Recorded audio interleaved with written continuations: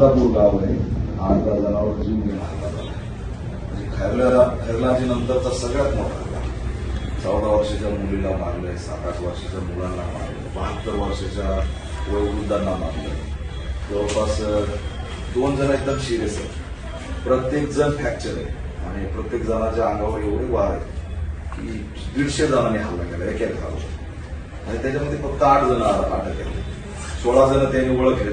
गावातल्या सीसीटीव्ही कॅमेऱ्यात 40-50 लोक दिसत आहेत. आणि इथं जे हॉस्पिटलमध्ये 2 एकदम सिरियस झाले तर त्यांना रेफर केलं पाहिजे अशी आम्ही मागणी केली.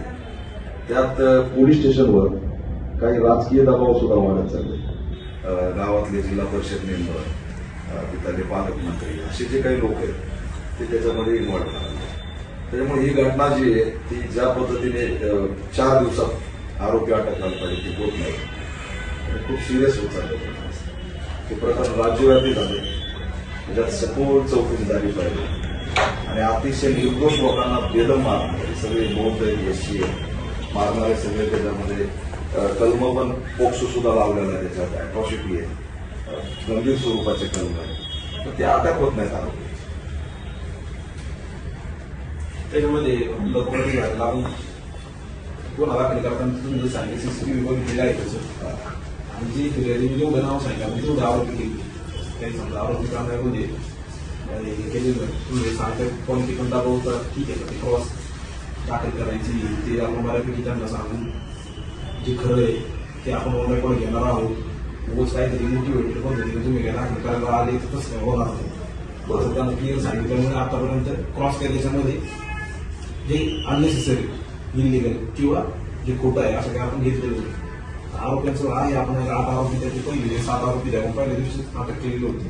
कालच्या दिवशी त्यांनी आरोपी अटक केलेला आहे. बाकीचं पण आता तू तपास USP साहेब स्वतः मॉनिटर करतायत. तुम्ही जर कोणी काय घटनेच्या नंतर गावाला गेला असेल तर लक्षात येईल तुमच्या की पोलिसांनी एकदम पहिल्या मिनिटापासून ज्या आपल्याला कळालं की असं असं झालेलं आहे त्या मिनिटापासून आपण इथे सिव्हिल हॉस्पिटलला पण स्वतः मी पण व्हिजिट केली होती. SP सर पण नंतर जाऊन आलेले आहे आणि आपली इथे लोकल पोलीस स्टेशन लोकांनी पण त्यांना कॉर्डिनेट केलं आणि तिकडे पण आपण रात्रंदिवस बंदोबस्त ठेवला होता. कोणी घालायला नको होतं पण अशा गोष्टी घडतात पण त्याचा तपास आपण करतो. करायला पाहिजे. DYSP 5-7 जण जे धरलेत ना त्यांना असं पोडा सगळं बाहेर आलं पाहिजे. काय आहे साहेब म्हणजे एवढ्या भयंकर लहान लेकरं महिलांना मारा ठीक आहे बात समजू शकतो वयर आहे पण लहान लेकरं म्हातारे माणसं ते पण त्या एकदम तर फक्त कातडा राहिले. किती भीषण हल्लायचं आतंकवाद्यासारखा हल्ला आणि 8-10 लोक जर गेले असते साहेब तर राज्याचा कायदा सुव्यवस्था आज काय अवस्था झाली. आणि आताही तिथं ते डीन जे आहेत आरोग्य विभाग आहे कसल्याही प्रकारे त्यांना ऑपरेशन सुद्धा केलं नाही.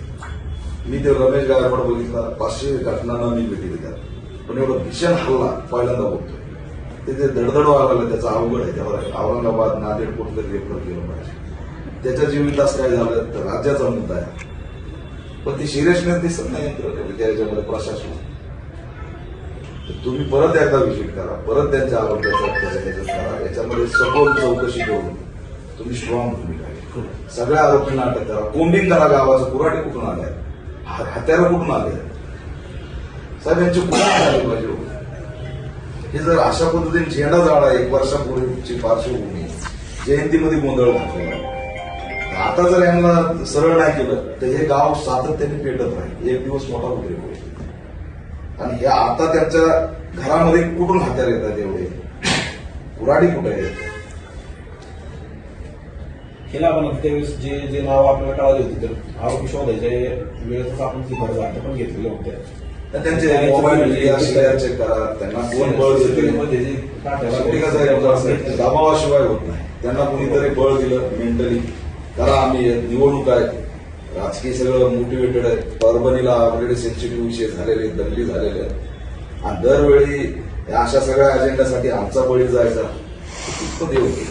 त्याच्यामुळे त्याची सखोल चौकशी झाल्याशिवाय हे थांबत नाही.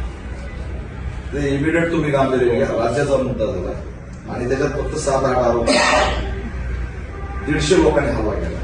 40-50 तरी आतापर्यंत आयडेंटिफाय व्हायला पाहिजे.